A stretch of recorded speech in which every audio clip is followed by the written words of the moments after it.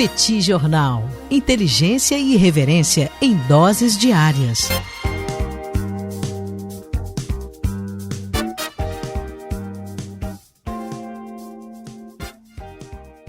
Olá, gente. Bem-vindos, bem-vindas ao Petit Jornal. Esse é o bate-papo número 929.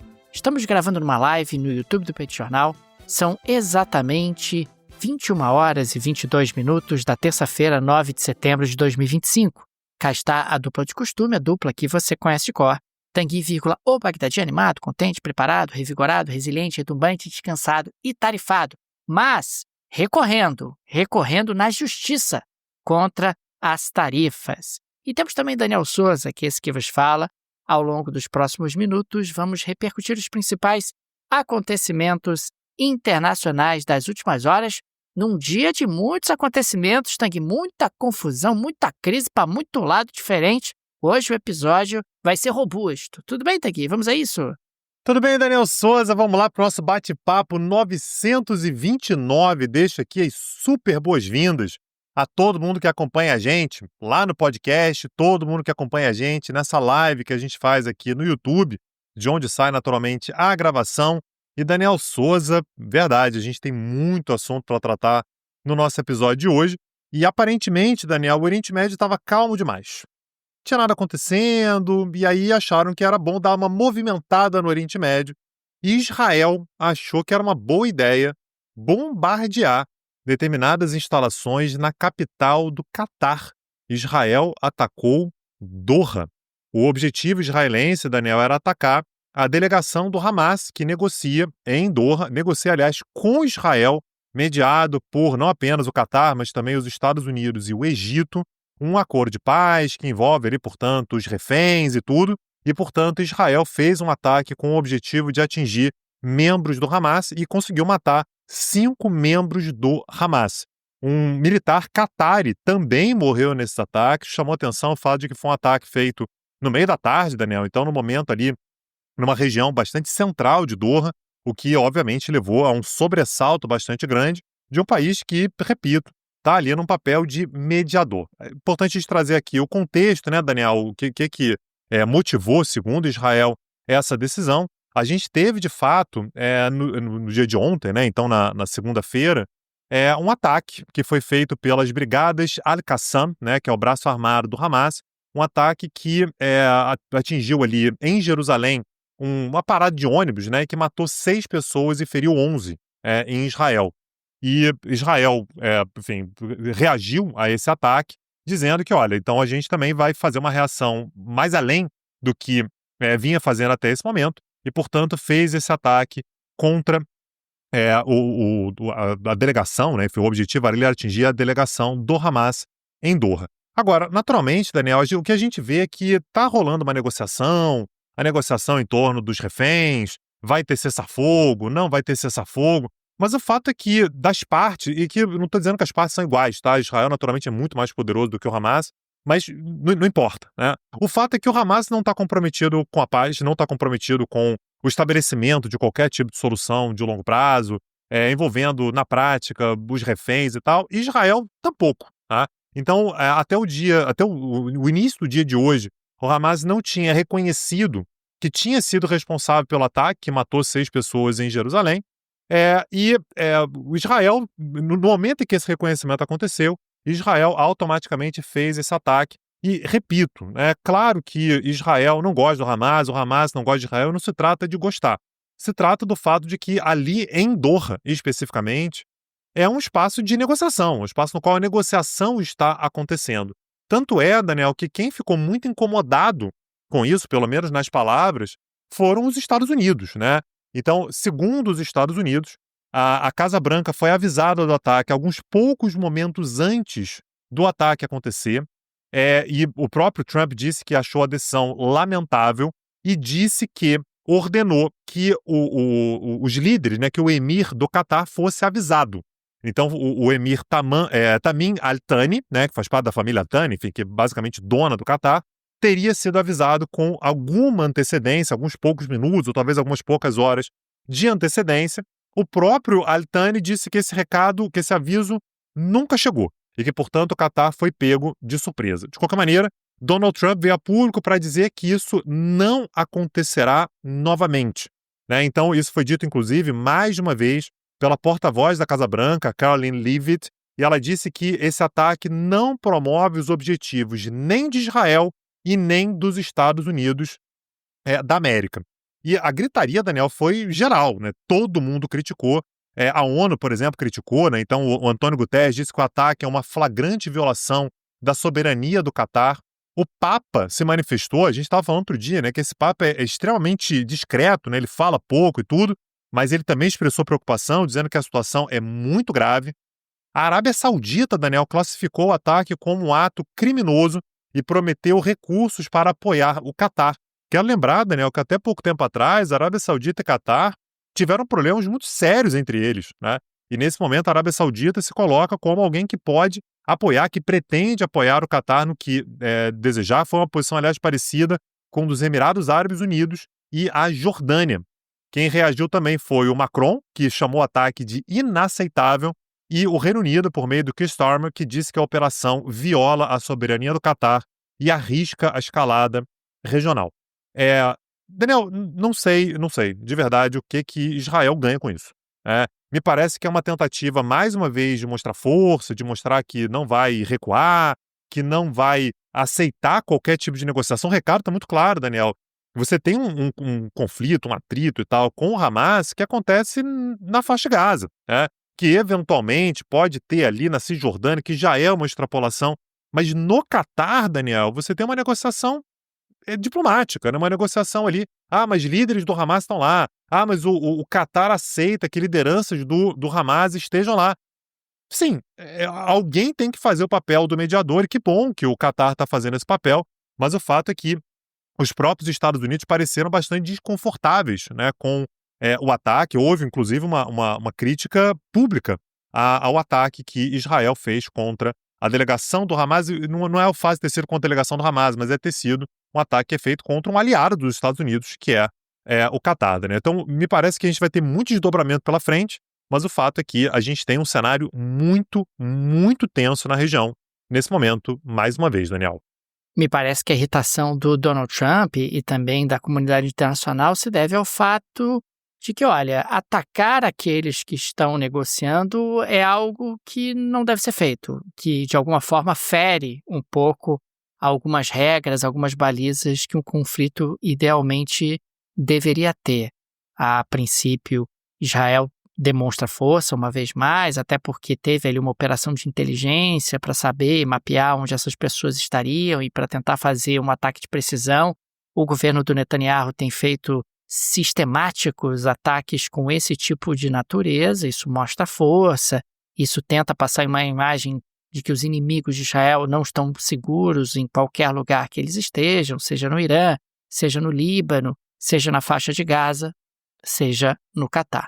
O problema é que isso azeda completamente a possibilidade de qualquer tipo de acordo que pudesse contribuir, inclusive, para a segurança do Estado de Israel.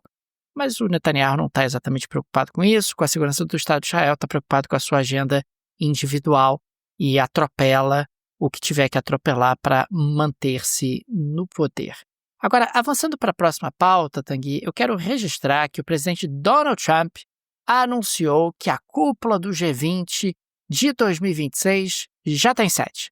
Afinal, a cúpula de 2026 será nos Estados Unidos e o Trump escolheu um local com muito carinho. Ele escolheu o Trump National Doral, em Miami, Flórida, um complexo de golfe de sua família. Ele confirmou que não participará da cúpula de 2025 na África do Sul, que o seu representante será o vice-presidente J.D. Vance. Trump afirmou, também é importante registrar isso, Trump afirmou que não obterá lucro com o evento e enfatizou a conveniência da localização. A Flórida, né, Tanguy? Um lugar central, um lugar bom para as pessoas se encontrarem e tal. Durante seu primeiro mandato, ele havia planejado sediar uma cúpula do G7 no mesmo local, mas recuou devido a críticas. Não sei porquê. As pessoas criticam o presidente levar uma cúpula dessa grandeza para uma propriedade particular dele. Não vejo Ainda Porque os mais Trump... com ele dizendo, afirmando que ele não vai ter qualquer tipo de ganho com isso, Daniel. A palavra dele deveria bastar. Não vou ter, ponto final. Faz a cúpula lá.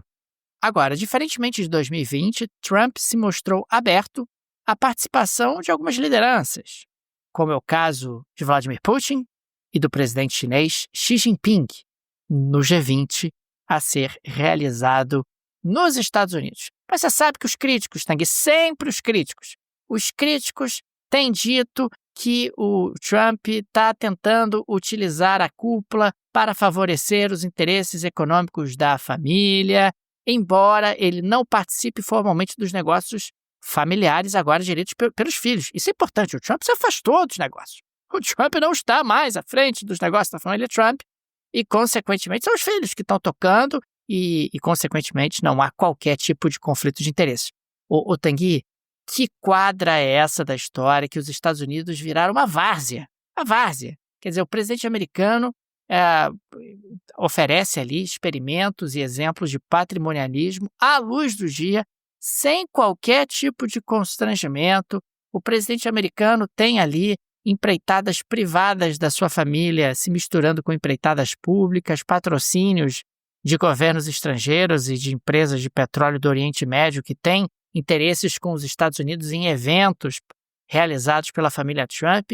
Que bagunça, e ninguém faz nada, tá todo mundo olhando, o pessoal critica um pouquinho aqui, critica um pouquinho ali, mas teremos o G20 na propriedade da família Trump em Miami em 2026. Daniel Souza, como próximo tema que a gente tem que abordar aqui, eu queria falar sobre o Nepal. O Nepal está pegando fogo, né? A gente está tendo manifestações muito severas, com muitos confrontos entre manifestantes e forças policiais, no que vem sendo chamado, lá no Nepal, de protestos da geração Z. E por que está sendo chamado dessa maneira? Porque na semana passada, o governo bloqueou o Facebook e outras redes sociais, alegando que as plataformas não estavam colaborando com o governo no combate ao uso de contas falsas que espalham fake news no país, que espalham discurso de ódio e que acabam sendo instrumento, inclusive, para o cometimento de fraudes e golpes. A gente está falando, Daniel, sobre um país muito conectado. O Nepal é um país pequeno, mas que tem uma população de cerca de 30 milhões de habitantes, em que 90% dos nepaleses estão conectados à internet. Então, o uso de redes sociais no Nepal é algo gigantesco, é enorme. O governo, portanto, disse, olha, as redes sociais, as grandes plataformas não estão colaborando, tem muito fake, tem muito espalhamento de notícias falsas e tal. Vamos bloquear as redes sociais. Isso levou, portanto, a população, principalmente os jovens, para as ruas. Basicamente, a correlação que os jovens começam a fazer é: vocês estão bloqueando as redes sociais, quando, na verdade, o foco deveria ser a corrupção. Então, a questão da corrupção vem muito forte no Nepal, e a gente tem, portanto, no dia de ontem, né, nessa segunda-feira, as manifestações chegando ao seu ponto culminante, quando centenas de manifestantes tentaram invadir o parlamento na capital do Nepal, que é Katmandu, atacaram a polícia de choque que defendia o prédio e incendiaram uma ambulância, a ponto, Daniel, de na madrugada de segunda para terça, o governo ter voltado atrás do bloqueio às redes sociais. Disse, olha, beleza, as redes sociais vão continuar, vamos tentar pacificar o país de alguma maneira. Agora, nas últimas horas, Daniel, a contabilização que a gente tinha de mortos nas manifestações já tinha chegado a 19, né? E é provável que esse número já tenha crescido. 19 foi a última informação que eu tive antes de começar a gravar. É possível que esse número já seja maior e que cresça ainda ao longo dos próximos dias. Hoje, nós tivemos mais um desdobramento. O primeiro-ministro do Nepal, o KP Sharma Oli, renunciou.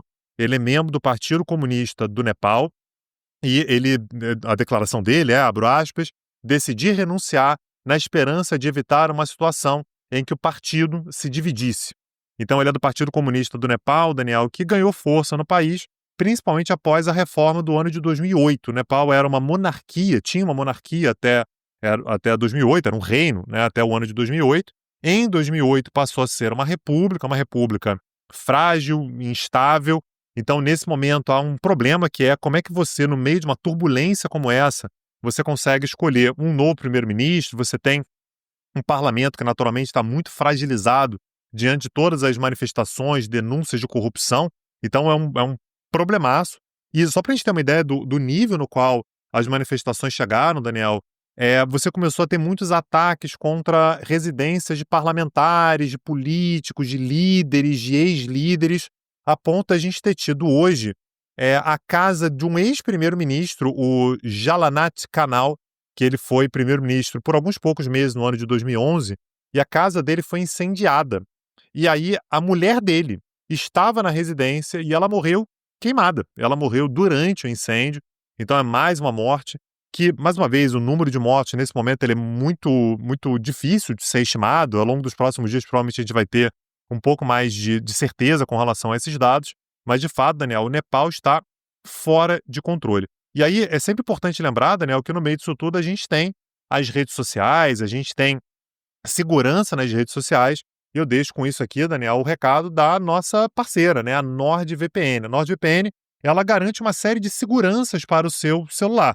Então, para o seu celular, para o seu computador. Então, um dos problemas que eles estão tendo lá no Nepal, Daniel, é exatamente a acusação de que não há tanta segurança para os seus dados, que os dados são vazados, que tem muita fraude e tudo. A NordVPN garante muito mais segurança com relação a todos esses problemas. A NordVPN permite que você acesse a internet a partir de mais de 5.000 servidores ao redor do mundo. Então, isso te garante também muito mais privacidade, acesso a sites que muitas vezes você não consegue de fora do país ou de fora do local da onde aquele site está hospedado. E você consegue, aliás, uma série de vantagens com relação, por exemplo, a preços de passagens, de hotéis, streaming, assinatura de streaming, tudo fica mais fácil com uma VPN. No momento no qual a gente precisa tanto de internet, a privacidade e a segurança ela se torna fundamental. Com o link que está na descrição desse episódio, você consegue desconto e você consegue meses adicionais. Então você faz a assinatura e você pode ganhar até 4 meses adicionais na sua assinatura, além de 30 dias para você poder se arrepender. Assinou, não gostou, em 30 dias você tem seu dinheiro de volta. Tudo isso com o link que está na descrição desse episódio, Daniel. Condições especialíssimas para os amigos e amigas do Petit Jornal, gente. Link no descritivo. Conheçam o trabalho da NordVPN. Tenho certeza que vocês vão gostar demais. Tang e eu somos usuários da NordVPN. A NordVPN oferece segurança para os seus dados, oferece facilidades na dinâmica de navegação, inclusive para realizar compras e ter acesso a conteúdos diferenciados em todas as partes do planeta. Aproveita as condições. Link no descritivo, clica. Tenho certeza que você vai gostar. Tanguy, eu queria destacar que no dia de hoje nós tivemos um avanço na questão das tarifas nos Estados Unidos. Aliás, esse é um tema absolutamente central para a economia mundial. A Suprema Corte anunciou que vai analisar, que aceitou o pedido de análise para saber se o presidente Trump ele agiu legalmente ao usar poderes de emergência para aplicar tarifas amplas a diversos países. Anteriormente, neste ano, um Tribunal Federal de Comércio e um Tribunal de Apelações Federal acabaram considerando que as tarifas do Donald Trump violaram a lei. A Casa Branca recorreu à Suprema Corte, que agora aceitou examinar o recurso. As audiências estão programadas para a primeira semana de novembro de 2025. É importante registrar o que está em causa. O caso envolve tarifas impostas com base na International Emergency Economic Powers Act. International Emergency Economic Powers Act, que dá ao presidente poderes econômicos para lidar com ameaças incomuns e extraordinárias à segurança nacional, política externa ou economia dos Estados Unidos, declarando estado de emergência.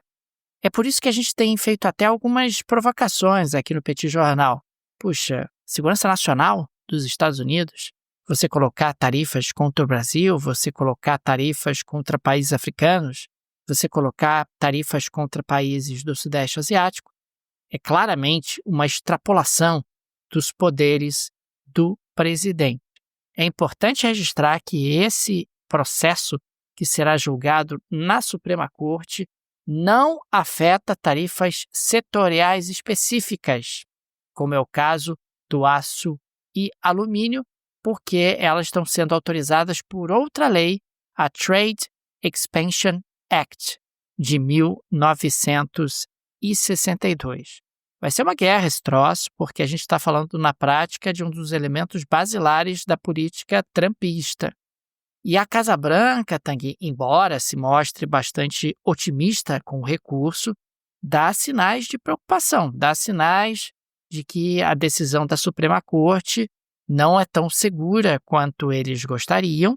De qualquer maneira, a gente vai ter que acompanhar com atenção, porque caso a Suprema Corte dos Estados Unidos julgue que as decisões nas duas instâncias anteriores estavam corretas, as tarifas vão ser revogadas e aí vai ser um Deus nos acuda, tanto para a arrecadação de impostos nos Estados Unidos, quanto para a dinâmica comercial internacional, quanto para a própria força política do Donald Trump, que está imensamente ancorada nessas tarifas.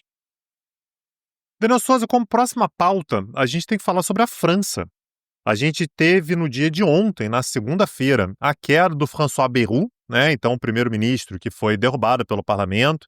Ele sobreviveu a vários votos de confiança, mas nesse não teve jeito, né? Ele conseguiu a proeza de juntar a direita e a esquerda, né? Todos contra ele. Ele acabou sendo derrubado na segunda-feira. Hoje, terça-feira, Emmanuel Macron já indicou quem será o próximo primeiro-ministro. Eu quero lembrar, Daniel, que quando a gente teve a indicação do François Bayrou, foi uma demora longa, né? O Macron passou um tempão ali pensando como é que seria, consultou a base dele, conversou com a esquerda, conversou com a direita, conversou com o centro, conversou com todo mundo, até finalmente chegar no nome do François Bayrou. Agora, me parece, Daniel, que como a cabeça do François Bayrou ela já estava servida, o Macron ele teve mais tempo. Na verdade, já sabia que o cara ia cair, pensou durante mais tempo e tudo, e finalmente chegou no nome do Sébastien Lecornu.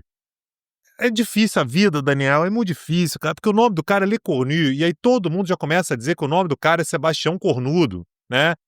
E só para deixar claro, essa piada ela serve basicamente pra gente, tá? Porque em francês, o corno, né, da maneira pejorativa que a gente usa em português, seria cocu, né? Então não é a mesma coisa. Então, assim, os franceses devem achar muito estranho a gente achar tanta graça do nome do cara, mas o nome dele é Sébastien Lecornu, tá? Será o próximo primeiro-ministro da França. Ele Daniel, a gente estava na especulação aqui, ele vai trazer um cara, um conservador, ele vai trazer, de repente, um cara do Partido Socialista e tal. Nada disso. Emmanuel Macron colocou um cara do partido dele, né? O Sébastien Lecornu, Daniel, ele é... Como é que eu posso colocar isso, Daniel? Ele é meio um picolezinho de chuchu. Sim.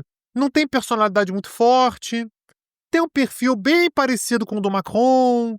Parece ser aquele, Daniel, que antes de dormir dobra a meinha pra botar em cima da cama. Parece ser um cara limpinho, organizado, sem muito brilho, não é um cara carismático. E isso tudo interessa demais ao Macron, Daniel, principalmente porque o Sébastien Lecornu parece não ter qualquer intenção de disputar a presidência da França no ano de 2027.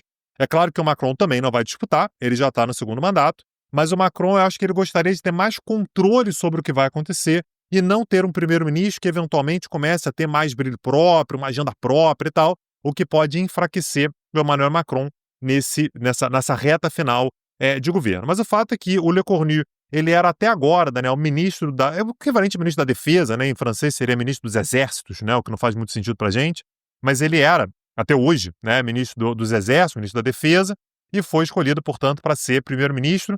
Ele mais uma vez, ele é do mesmo partido do Macron, né, do Renascimento, né, que é o partido que o Macron fundou lá em 2019. Tem aquela carreira ascendente, Daniel, de ter sido prefeito, ter conseguido crescer junto exatamente ao Macron, junto à família do Macron, e vai enfrentar um cenário muito difícil. Certamente ele vai ter como das prioridades o ajuste fiscal, que é a mesma coisa que acabou derrubando o Bayrou e os seus antecessores também. E já no dia de amanhã, Daniel, dia 10, nós teremos a paralisação nacional, né, chamada Blocon Tout, né? Vamos bloquear tudo, fechar tudo. Então está sendo algo mobilizado pela esquerda, a direita também está se mobilizando para protestar contra o ajuste fiscal. Então a França está daquele jeito, Daniel, que a gente já vem pintando ao longo dos últimos tempos. Instabilidade, imprevisibilidade, não há muita chance de você ter qualquer tipo de acordo no Congresso, no Parlamento. Basicamente, o Macron, Daniel, colocou mais um refil. Essa foi a imagem que a gente usou ontem. Um refil, alguém que você coloca ali, na hora que começar a desgastar muito, você vai lá e troca. Mas nesse momento, Daniel, não tem ninguém com muita expectativa de que o Le Cornu ele seja o nome que vai permanecer no poder até o final do mandato do Macron, que seria natural, né? A gente está em 2025, a eleição é 2027, Daniel. Então, assim, seria natural você imaginar que alguém ficasse ali 2 aninhos, mas na situação que a França está, me parece bastante improvável que o bom moço, né, o Sébastien Le Cornu, permaneça à frente da França, à frente do governo francês, por muito mais tempo, Daniel. Ô, Tanguy, o que o Donald Trump tem de imprevisível, o Macron tem de previsível, né? Muito entre nós, o Macron não é alguém que vai fazer movimentos muito ousados, vai escolher ali o camarada da confiança dele, não quer ser ofuscado, não quer se tornar um pato manco, ele ainda tem mandato pela frente, quer continuar exercendo o seu poder e, consequentemente, escolheu ali mais um primeiro-ministro, por mais que esse primeiro-ministro vá ter enormes dificuldades para levar o ajuste fiscal adiante. Aliás, você oferecer bomba fiscal para um determinado governo é uma maneira muito usual de oposições ao redor do mundo minarem o governo de turno, né? Minarem ali o incumbente. Tanguy, vamos adiante para a geleia da Shakira de hoje? Por favor, Daniel, precisamos, me conta. Tanguy, no dia 7 de setembro, há 2 dias, né, o presidente Trump foi fotografado assistindo a final masculina do US Open. Né, o Sinner, o italiano, e o Alcaraz, o espanhol, acabaram duelando. O Alcaraz foi o vitorioso, se tornou ali vencedor do US Open. Só que o Donald Trump, Tanguy, foi fotografado por um argentino, o Andrés Kudati, com um pequeno comprimido azul entre os dentes. E aí começou a especulação. O que será esse comprimido azul entre os dentes? Será Viagra? Será algum tipo de medicamento mais forte porque o Trump está morrendo? Né? Lembra que tem poucos dias que houve ali uma fake news de que o Trump tinha morrido? Então a especulação correu solta. Até que a Casa Branca veio e se pronunciou e, para tranquilizar a todos, disse que era apenas uma bala de hortelã. Consequentemente, Donald Trump estava apenas mascando uma singela bala de hortelã. Não sei por que as pessoas especularam tanto em relação à saúde dele. Não sei por que especularam tanto em relação a questões relacionadas à sexualidade. O Trump nunca se envolveu, Tanguy, em escândalos envolvendo a temática sexual. Jamais. Não sei de onde as pessoas tiraram isso. Assim como questões relacionadas à saúde. O homem está vendendo saúde. Temos visto isso aí com frequência. De qualquer maneira, acabou aí a polêmica. Era apenas uma bala de hortelã, pelo menos. Foi o que disse a Casa Branca. Segundo disse a Casa Branca, eu acho que a gente poderia continuar com as especulações, são muito mais interessantes do que ser uma bala de menta, convenhamos, né? Tem explicações muito mais divertidas à disposição de todos nós por aí. Daniel Souza... Não era menta, era hortelã. Hortelã, claro. Jamais. Confundir menta com hortelã realmente é um pecado.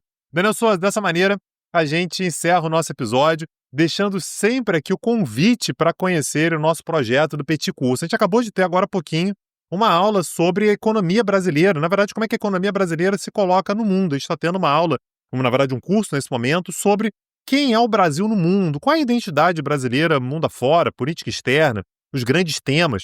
E se junta, né, esse curso se junta a vários outros temas que a gente já desenvolveu lá no Petit Curso. Tornando-se aluno, você tem passe livre, Daniel Souza, para acessar qualquer curso, qualquer tema, de qualquer hora, da maneira que você quiser, tudo com certificado.